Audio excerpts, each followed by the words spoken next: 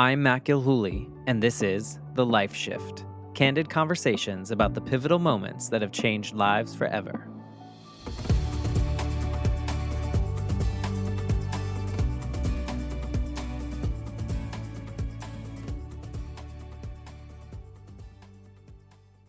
Hello, my friends. I'm Matt Gilhooly, and I am the host of the Life Shift podcast, and I am the lucky one.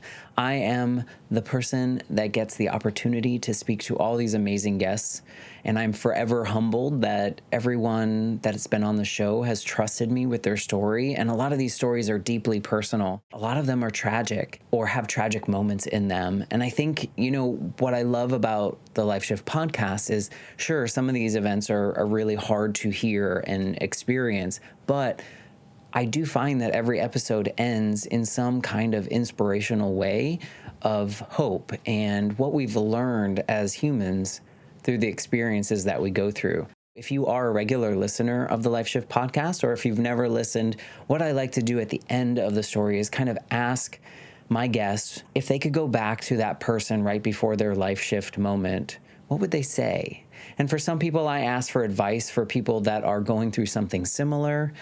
And sometimes I ask just a random question that's in the similar vein. And so this is one way that I get to hear what someone would say to that person, knowing full well it's not possible, with the intention of anyone listening that might be going through something similar or a similar experience, they have the opportunity to hear maybe some inspirational words or something that resonates with them so that they feel a little bit less alone in their experiences. I just want to say thank you to those of you that have been listening. So I hope you leave this episode feeling inspired. So thank you, and I hope you enjoy listening to this recap episode of the responses to, if you could go back to that person right before your life shift moment, what would you say? Oh, that's a lovely question. Trying to think quickly and respond. I think I would say to the Dena that was starting to write the book, hang in there, hold on, you can do this. There will be difficult moments, there will be painful moments where you have to confront things that you'd rather not confront. But all in all, by the time you finish, you will have reached a place where you will have a better understanding, especially of your father, and an understanding of yourself that will allow you to live with yourself without guilt. Yeah. I think the biggest thing is to just be kind to yourself. Like, stop trying to, yeah. So if I look back at me, I was so hard on myself because I wasn't what I thought I should be, instead of just embracing who I was. And when we're kind to ourselves, we build that confidence and we build that courage and we build that strength to actually be able to act out on it when we're ready. And the world's hard enough. Like, we do not need to be hard on ourselves on top of it. And I think I would tell them people love to talk about themselves. And so, people think, well, what am I going to say when they go into a crowd? Ask something that will get somebody to talk about themselves, because there's nothing people love more. I'd probably say just pause, take a breath.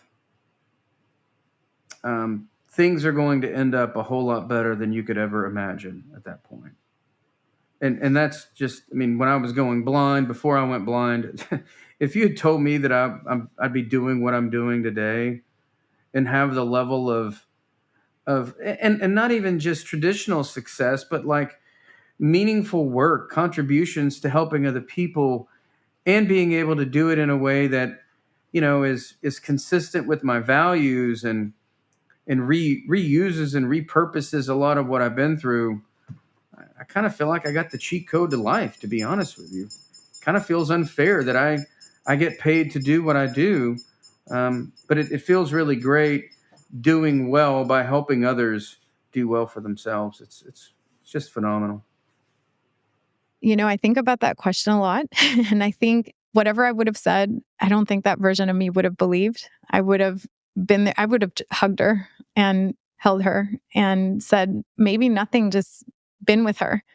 They say the best therapist is a four-legged pet, like cats and dogs. And that's no diss to therapists because you're essential in this work. And I actually learned that from a therapist. But the reason for that is that they are mere presence.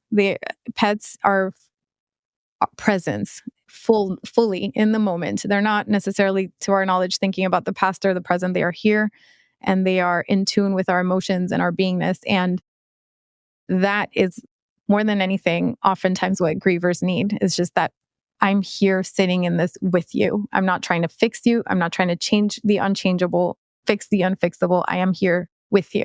And I think ultimately, more than saying anything to her, I would have just held her.